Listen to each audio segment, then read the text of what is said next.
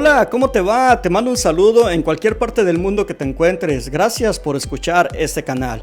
Mi hermano o mi hermana, este canal está lleno de testimonios y uno de esos testimonios puede ser el tuyo. Por eso te digo que si tienes un testimonio, por favor comunícate conmigo. Ahí está mi número telefónico y yo te regreso la llamada. Comparte tu testimonio para que mucha gente se llene de la presencia de Dios a través de lo que Él hizo en tu vida. Si conoces a alguien que tiene un testimonio, por favor, haz que se comunique con nosotros para que demos a conocer su testimonio a todo el mundo. Así que ya sabes, tienes dos tareas. Si tienes un testimonio, llama. Y si conoces a alguien que tiene un testimonio, dile que nos llame. Amén. Suscríbete. En cuanto termine el video, voy a pedir que te suscribas. No dejes de suscribirte. Eso ayuda mucho al canal. Así que te invito a que te pongas cómodo para escuchar el siguiente testimonio que estoy seguro va a ser de bendición para tu vida. ¿Estás listo? ¿Estás lista? Adelante.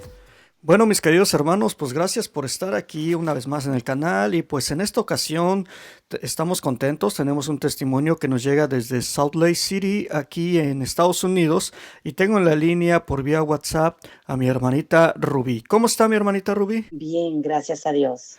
Compartiendo en este canal maravilloso de testimonios, donde cada día de mi vida, desde que lo conocí a usted, pues no me pierdo un solo testimonio. Gloria a Dios. Bueno, mi hermanita Rubí, pues antes de comenzar con su testimonio, quisiera preguntarle cuál es su nombre completo, de dónde es originaria usted y cuánta familia tiene. Mi nombre es Rubí Pérez Bisonó. Soy originaria de República Dominicana, que es una isla caribeña. Tengo 2 hijos y soy felizmente una mamá feliz porque el Señor me dio esa oportunidad de ser madre de 2 hermosos hijos. Muy bien, mi hermana. Bueno, pues ahora sí, vamos a comenzar con su testimonio y para eso le voy a pedir que nos platique un poquito de su pasado, de su niñez, de su adolescencia. ¿Quién era Rubí antes de tener ese encuentro con el Señor? Adelante, mi hermanita, cuéntenos de su pasado. Comenzando con que cuando era pequeña, pues soy hermana, la única hembra de 2 hermanos de madre. Nunca fuimos hijos de matrimonio.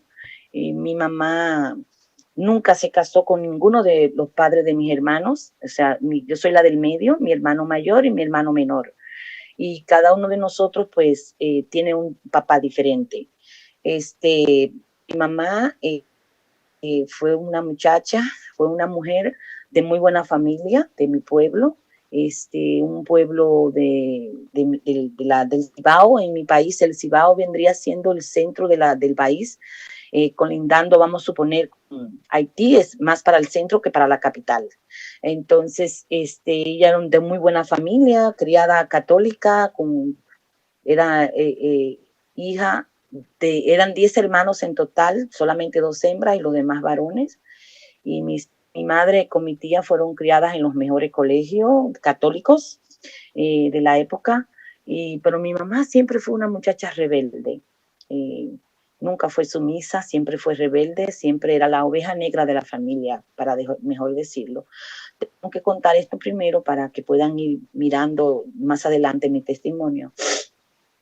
Mi madre, cuando le llegó la edad de casarse, en aquellos tiempos, pues como mi abuelo era un hombre de renombre, siempre arreglaban los matrimonios. O sea, mi mamá la casaron con un señor mucho mayor que ella. Su primer matrimonio, el único matrimonio que mi mamá tuvo. Y mi mamá, el mismo día de su matrimonio, camino a la luna de miel, abandonó a su esposo.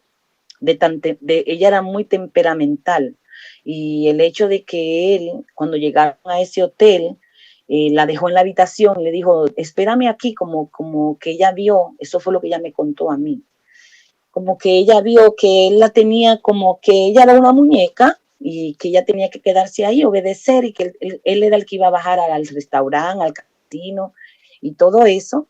Pues mi mamá no le gustó y al chofer de su esposo, ella bajó al lobby y le dijo, llévame para mi casa. Y se fue ese mismo día y lo abandonó. Jamás regresó con su esposo a vivir.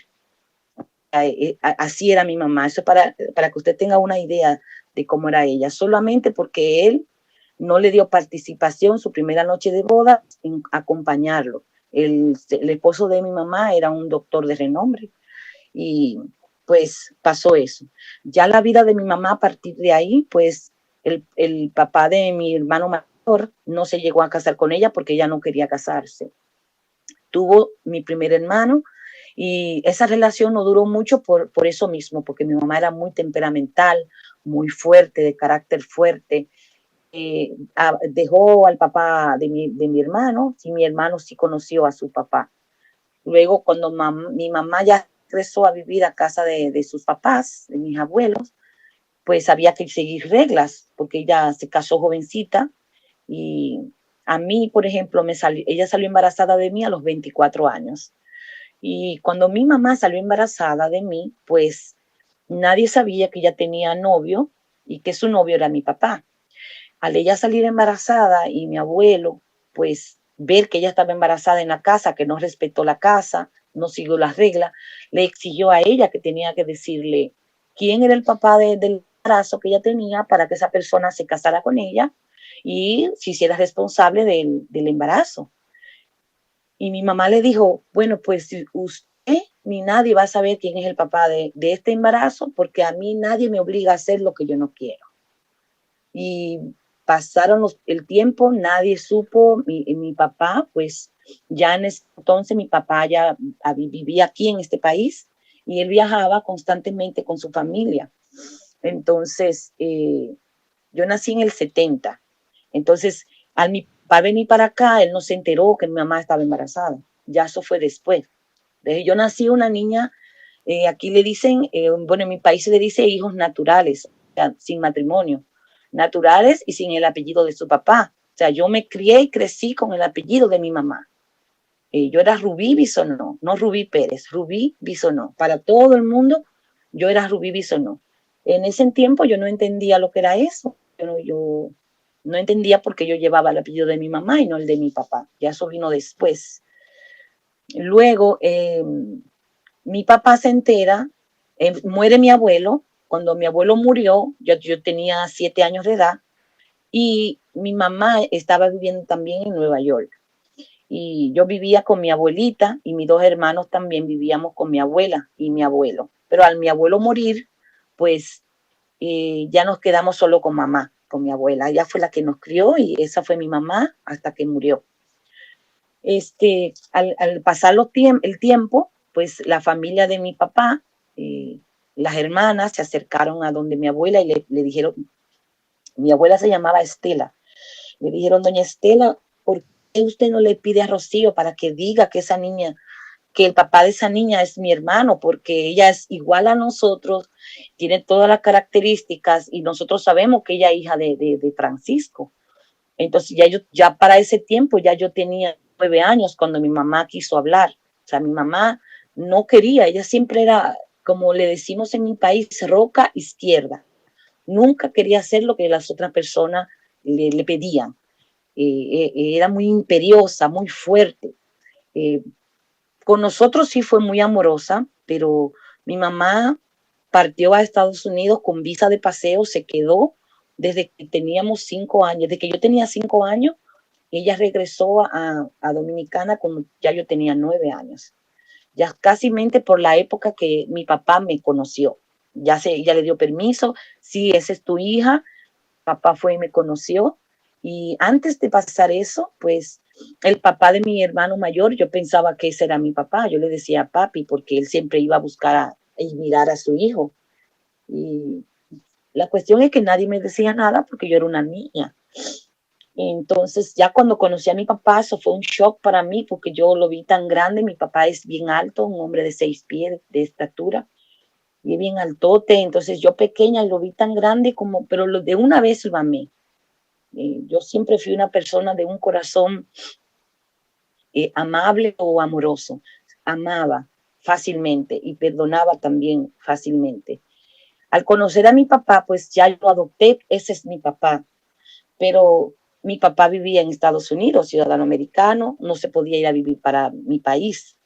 Y se topó con el caso de que mi abuela no quería que él me hiciera los papeles para traerme para acá, porque ella no iba a tener control de mí, de cuidarme, de darme la crianza que ella me estaba dando, y impidió que yo, prácticamente, que yo me criara con mi papá, porque él de una vez asumió su responsabilidad y todo. Pero yo nada más vine a venir a este país hace solamente 10 años. O sea, yo me quedé allá, en Dominicana, y mi vida, mi papá iba cada X tiempo a mi país. Era un hombre muy enamorado, tuvo muchísimas esposas, se casaba, se divorciaba, se casaba. Yo vi eso en mi papá, una estabilidad, y siempre me sentía que me faltaba ese amor de parte de él, porque yo me aferré mucho a mi papá. Mi mamá, por su parte, ya después que regresó de Nueva York, pues no se quedó a vivir con nosotros. Mi mamá se apartó, vivía aparte, pero nosotros ninguno nos mudamos con mi mamá. Nos quedamos viviendo con mi abuela. Cuando yo quiero hacer esta anécdota pequeña, porque nosotros como niños, cuando somos niños sin padre, sufrimos mucho porque quien nos daba disciplina era un tío de nosotros, y si uno de mis hermanos hacía algo, pues nos pegaban a los tres. Nos daba disciplina a los tres para que los demás no nos riéramos de ese hermano que fue pegado o que fue castigado. O sea, yo era una niña muy debilucha, muy delicadita, y cada vez que uno de mis hermanos hacía una travesura, pues ahí venía también la pela para mí. Me daban una pela bien fuerte, con correa, y yo sufría mucho eso, y lloraba mucho, en silencio, calladita. Pero siempre estaba el amor de mi abuela. Eso fue un amor incondicional.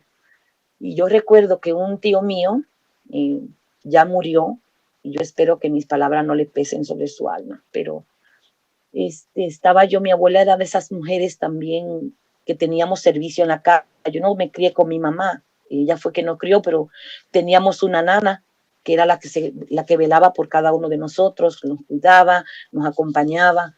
Y yo recuerdo que mi tío también fue ciudadano americano, era un hombre, un empresario aquí en este país, y ya él se fue de retirada a vivir a Dominicana, que era una persona mayor. Y yo recuerdo que yo un día, mi abuela nos enseñaba a limpiar una casa, cómo mantener un hogar limpio, y con los servicios de la casa me decía, tú también tienes que hacer esto, aprende.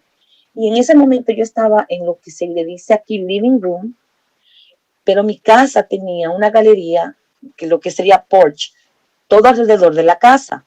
Entonces mi abuela y mi tío estaban sentados tomando café en una parte del porch que daba al living room. Entonces yo escucho una conversación que mi tío le dice a mi abuela.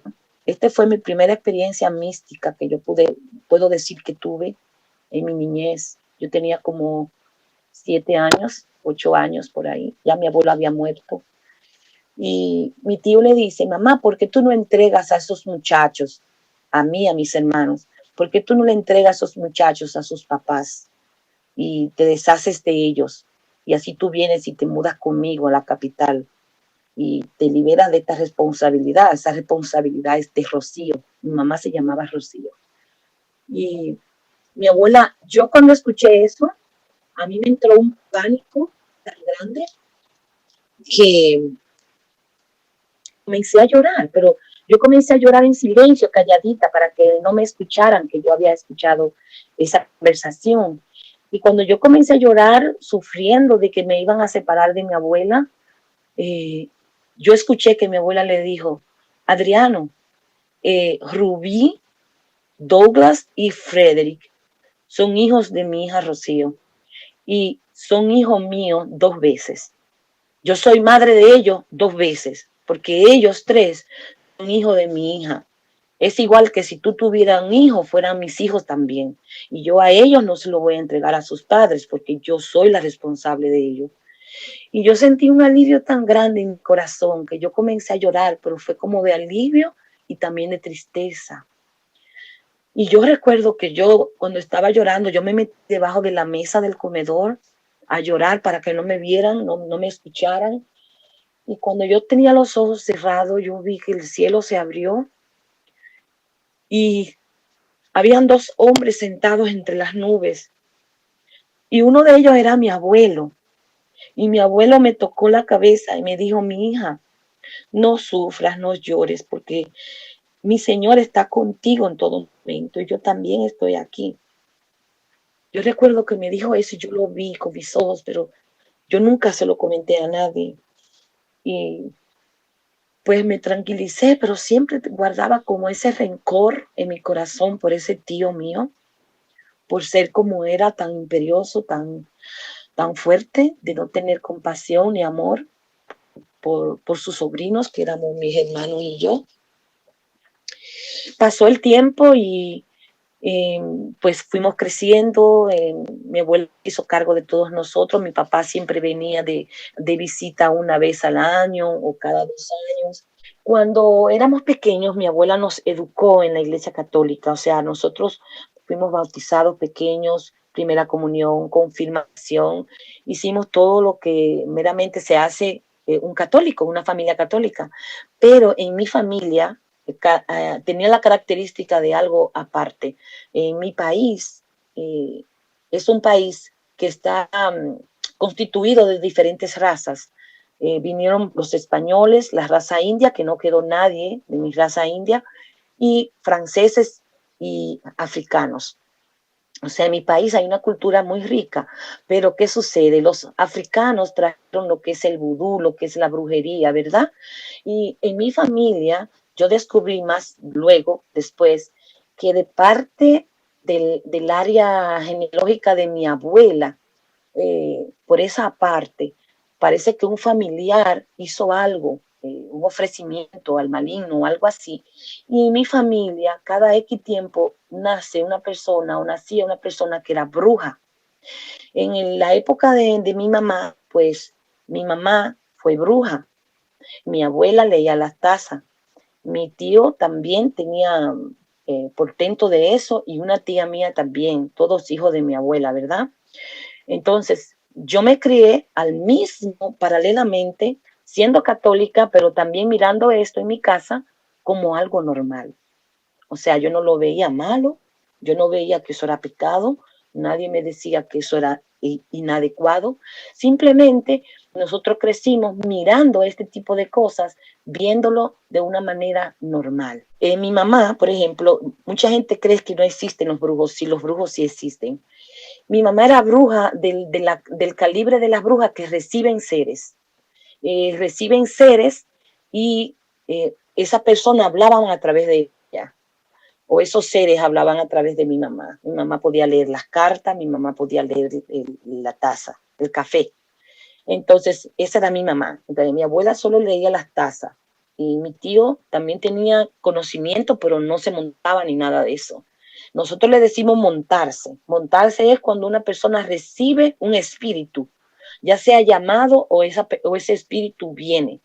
Entonces, ¿dónde es que está el engaño? Que al mismo tiempo voy a aclarar esto con todos los católicos dominicanos o de otros países caribeños o de cualquier país del mundo, que estas personas que reciben seres engañan al mundo porque tienen en sus altares figuras católicas de santos, o tienen una imagen de la Virgen, o tienen una Biblia abierta en el altar, tienen un San Miguel. En mi país se trabaja mucho con la imagen de San Miguel. Quiero que esto quede claro, de que yo me acostumbré a ver estas imágenes en esos altares y ya después, ya cuando yo conozco a Jesús, yo las rechazaba, yo no quería tener nada en mi casa que tuviera que ver con imágenes por el miedo que yo tenía a eso. Entonces, mi mamá, yo recuerdo que yo tenía 5 años y llegó alguien a la casa que quería que ella le leyera la baraja, le tirara las cartas. Y yo me acerqué con mi desayuno porque mi mamá siempre me hacía algo en mi desayuno para que yo comiera mejor. Me lo revolteaba o lo tocaba. Yo sentía que ya mi mamá estaba poniendo atención y yo comía bien. Entonces, en ese momento, yo no sabía que mi mamá estaba montada. Montada es con un ser y estaba leyendo unas barajas, ¿verdad? ¿Qué sucede? Cuando sucedió eso, yo me acerco a mi mamá para decirle que me tocara mi desayuno, que me lo revolteara, y mi mamá me dijo algo que nunca se me olvidó.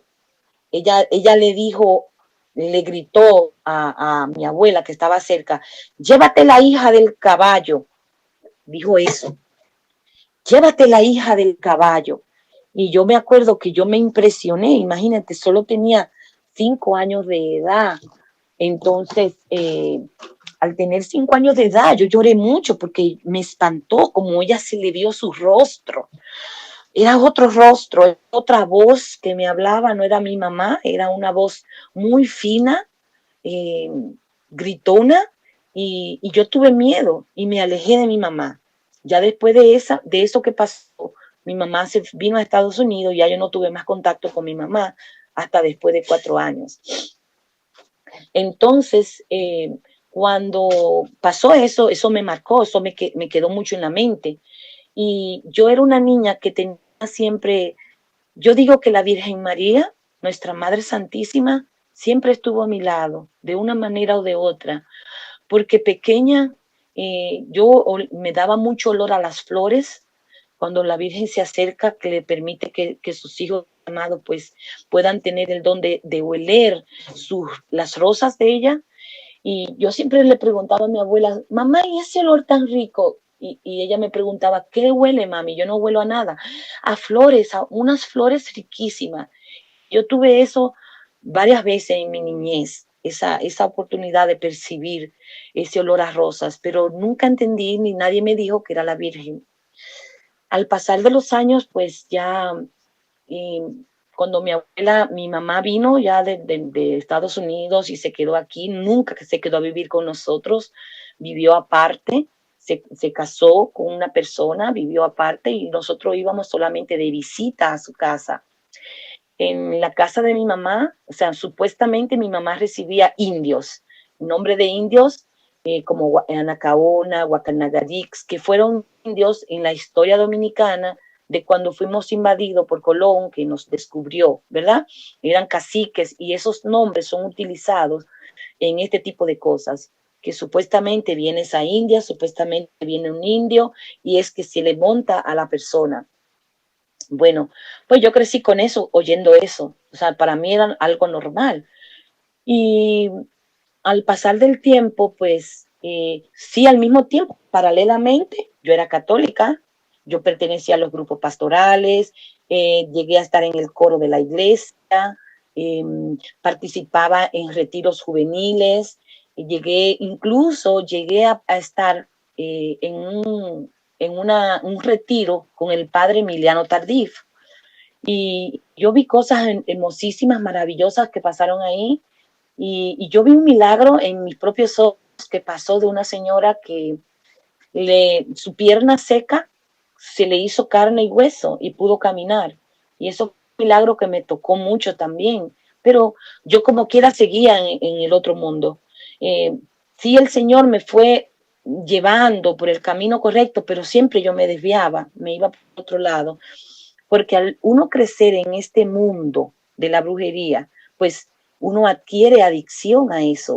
A mí me gustaba leerme mucho la taza, o sea que cada vez que tomábamos café, ay mamá, léeme la taza. Nos juntábamos todas mis primas y primos y nos poníamos que mamá nos leyera la taza.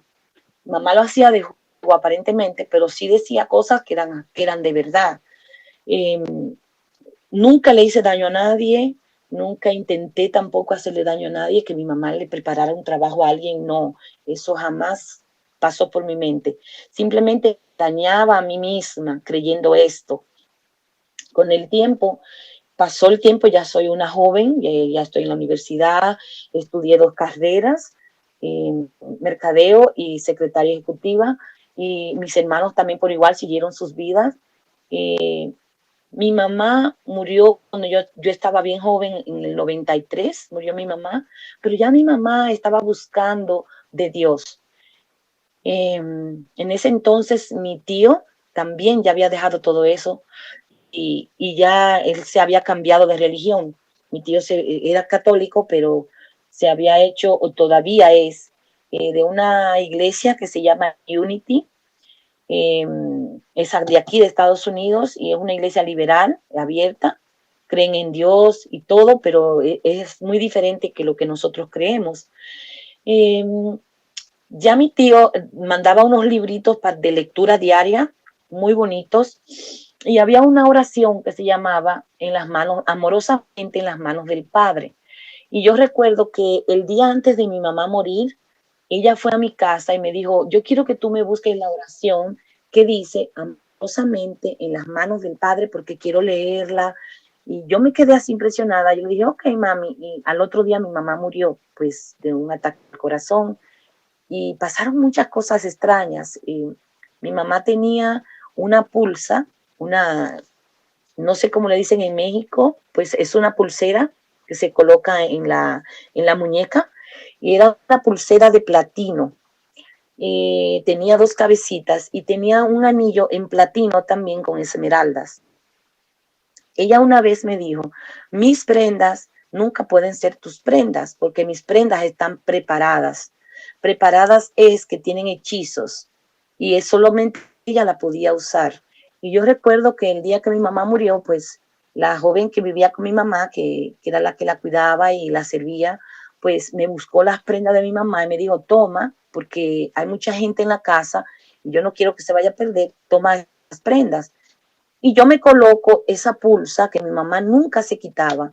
Yo me coloqué la pulsa en el transcurso del día, a medida que iba pasando el día, en una estoy sentada y veo al piso y veo tres pedazos de la pulsa. La pulsa se había roto y yo no me había dado cuenta en mis manos.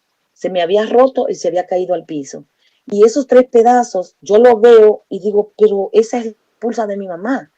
Agarré la pulsa y la guardé y nunca jamás yo volví a ver eso. Nunca jamás se perdió. Y el anillo de esmeralda, mi hermano menor se había quedado con el anillo y un día se lo puso y el anillo también se rompió en pedazos.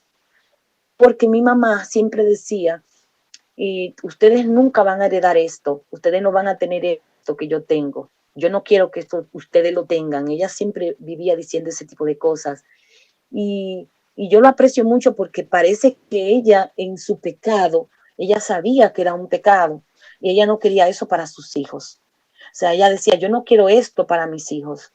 Y de verdad, eso sucedió y me impresionó bastante. Luego pasaron un poco de tiempo y el altar y todo lo que tenía mi mamá, eso yo lo había guardado en una caja porque yo no sabía qué hacer con eso. Y la muchacha que vivía con ella, pues se había llevado esa caja para su casa. Pues pasó el tiempo y yo a los 2 años fui y busqué esa caja y la tiré todo por el río. O sea, yo fui y ya yo estaba buscando inconscientemente, ya yo estaba buscando de Dios. Y yo recuerdo que yo fui al río y fui botando todo lo que estaba en esa caja, que era todo pertenecía a ese altar de brujería. Y yo le decía al Señor, Señor, así como va el agua del río, yo quiero que tú te lleves esto y que nunca jamás toque mi familia. Llévatelo, Señor, y desaparécelo de mi familia. Pero pues eso quedó así. Luego, en el 95, pues yo me caso por la ley y en nuestras vidas todo iba bien, pero sucedían muchas cosas extrañas. Y mi esposo también, de ese entonces, porque luego nos divorciamos, pues su mamá era una persona que le gustaba mucho la brujería. O sea, yo tenía la brujería por todos lados. Eso es algo común. Entonces, yo para ese entonces, ya después que me casé, pues dejé de ir a la iglesia, ya no comulgaba, pues porque estaba casada por la ley, no podía comulgar y estaba en pecado para la iglesia, ¿verdad? Y eso también me alejó más de Dios. Pero si yo me topaba en situaciones de que yo escuchaba a los hermanos separados hablar mal de María, muchas veces me topé con ese tipo de situaciones de personas hablando mal de la Virgen y yo la defendía a capa y espada con lo poquitito que yo sabía de la Virgen. Yo la defendía automáticamente, me ponía como una leona y defendía. Y siempre me ganaban porque sabían más que yo. Y yo le decía interiormente, ay Señor, yo necesito saber más, conocer dónde yo puedo defender a mi madre. Al pasar el tiempo, mi esposo y yo también íbamos a brujos. para leernos el futuro, para ver qué nos iba a pasar, para ver cómo nos iba a ir y todo eso. Siempre era para saber qué nos iba a pasar más adelante. Eh, Comenzamos a escuchar cosas en la casa. Eh, yo sentía cosas y escuchaba cosas y mi esposo también. Entonces, cuando yo me quedaba sola, yo sentía, incluso lo veía, que de mi cama se subían por los pies de la cama hasta mi lado. Yo veía que la cama se movía y yo sabía que había alguien al lado mío. No sabía lo que era, ni sé, ni nunca lo he sabido. Pero en ese tiempo yo lo sentía, ya lo veía eso tan normal que yo no le hacía caso. Que yo soy una persona que leo mucho y yo le decía, oye, déjame leer, yo no sé quién tú eres, qué tú quieres de mí, pero no me molestes, yo quiero leer. Y después me dejaban en paz. A veces yo estaba sola y se me sentaban al lado de la cama. Y la cama se hundía del lado de eso que se sentaba a mi lado. A todo esto todavía mi abuela estaba viva, vivía conmigo mi esposo, y mi abuela sufría mucho ella le daban como unos gases, y ella todos los días me despertaba a las 2 de la mañana y me decía que se le subía la matriz, que ella se sentía malita, y yo le hacía un té de cilantro y ajo. Y ese té yo se lo daba con un poquito de sal para que ella botara los gases y se pudiera dormir. Unos días antes de mi abuela dormir, de morir, o bueno, no unos días, como meses antes, yo le tengo mucho miedo a los cien pies, a los insectos, ese tipo de cosas. Y mi casa era una casa grande de madera, con mitad de cemento, mitad de madera, y por ende salían muchos cien pies. En mi país, no sé si México, pero en mi país se va mucho la luz eléctrica de noche. Y ese día mi esposo estaba trabajando porque teníamos un negocio, teníamos un bar, y él estaba trabajando y yo estaba sola con mi abuela y la muchacha que cuidaba a mi abuela. Y yo me duermo, se va la luz y cuando me despierto está todo oscuro y yo siento que hay alguien en la puerta del baño, porque mi casa yo la preparé, había un baño que dividía la habitación de mi abuela y mi habitación, y yo dejaba las dos puertas abiertas para poder mirar a mamá, que estuviera bien todo el tiempo. Y yo recuerdo que yo sentí que abrieron esa puerta, pero yo pensé, pero yo la tenía abierta, ¿por qué la abrieron otra vez? O sea, alguien la había cerrado. Y cuando intenté pararme, no me podía parar. Tenía algo que me presionaba el pecho y los hombros contra la cama. Entonces me dio tanto miedo, fue algo tan horripilante que yo no me podía mover, que yo sentía ese peso sobre mí, pero ya yo estaba mirando cosas de la iglesia, buscando información del padre Emiliano Tardif y así, ¿verdad? Yo tenía un poquito de conocimiento sobre lo que era solicitar la sangre de Cristo. Y yo recuerdo que yo intenté levantarme de la cama y eso estaba ahí parado, de pie. O sea, yo decía, hay alguien ahí, pero también alguien me está apretando, pero yo no sentía a nadie físicamente. Cuando yo dije, la sangre de Cristo me lava y me limpia, ahí me soltó. Y yo me levanté y encendí una lámpara y anduve toda la casa y no había nadie. Físicamente en mi hogar no había nadie. Mi abuela estaba durmiendo, la joven estaba durmiendo. Yo encendí varias velas y me quedé sentada pensando, Dios mío, Señor, que todo lo malo que esté en mi casa salga, Padre. Hice una pequeña oración y me acosté.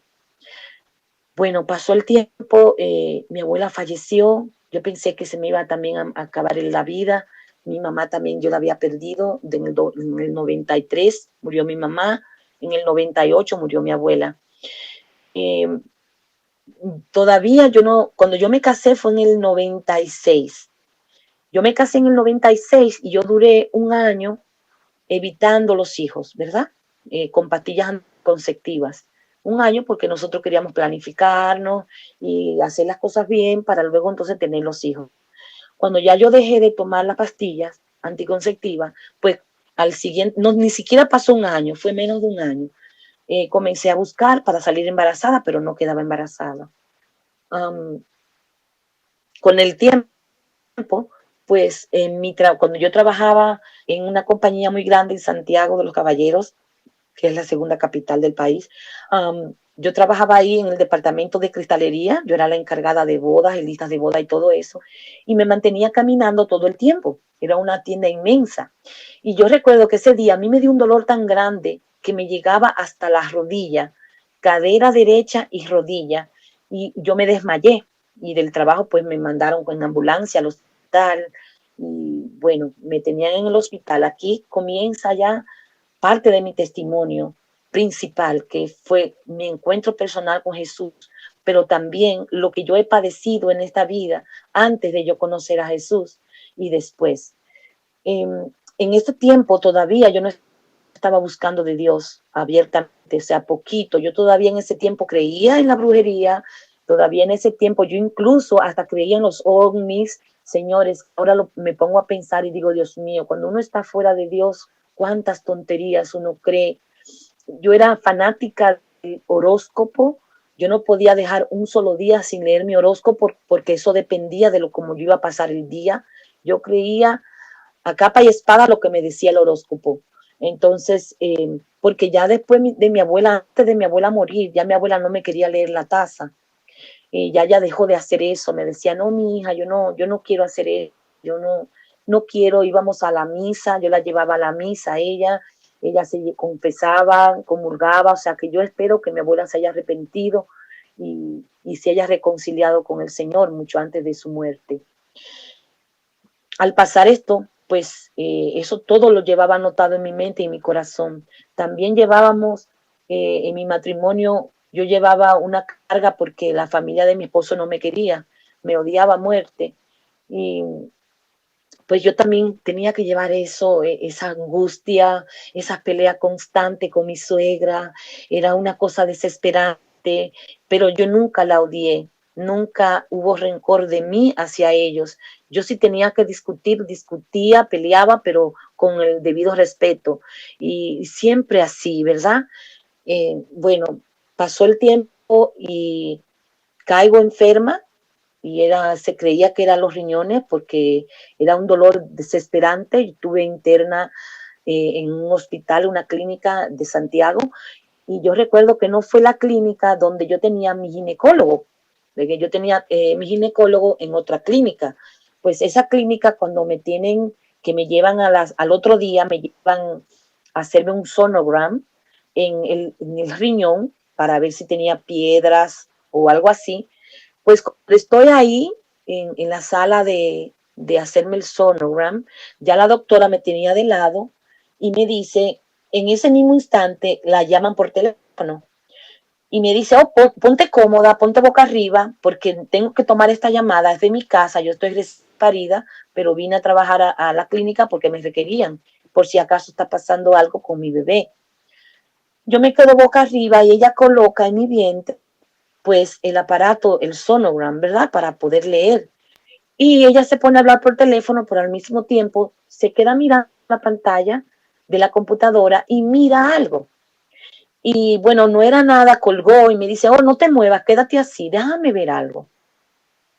Cuando ella me mira mi vientre, se da cuenta que yo tengo un gran tumor. Yo tenía un mioma del tamaño de un niño de 4 meses aproximadamente, en forma de una bola, pero el mioma estaba entre el útero y la vejiga. Al estar en el medio de los dos, pues me presionaba la vejiga y me provocaba tener una infección en mis riñones porque no había un flujo normal. Entonces, tanto tenía la infección en el riñón debido a este tumor y lo impresionante que era el tumor, que ella de una vez me dijo, ¿usted tiene hijos? Porque yo me casé a los 25 años. Y yo le dije, no, yo no tengo hijos todavía, estamos buscando. Y me dijo, ¿quién es su ginecólogo? Yo le dije quién era mi ginecólogo. Me dijo, mira, él está en otra clínica, yo te voy a llamar a este especialista para que venga ahora mismo y te vea. Bueno, pues llamaron al doctor Ramón Espinal, él es biólogo de la reproducción precisamente, y cuando él llega a la sala de sonogram, me mira y me ve todo lo que tengo y me dice, ¿usted tiene hijos? Le digo, no. Me dice, mira, tú tienes un mioma muy grande que te obstruye las vías urinarias y te aprieta el útero también. Es bueno operar esto porque está muy grande y vamos a hacerte una operación. Si tú quieres, antes de tú tomar la decisión de operarte, ve donde tu especialista, donde tu doctor, que también te haga una revisión o vea a más de uno si tú quieres, pero tienes que operarte. Bueno, pues yo me asusté mucho, me pusieron un tratamiento para el dolor. En esa semana fui a mi ginecólogo personal, también me hizo el chequeo, salí con eso, me dijo, sí, hay que operarte. Bueno, pues yo tomo la decisión de que fuera Ramón Espinal, el biólogo, que me operara y no mi ginecólogo de cabecera.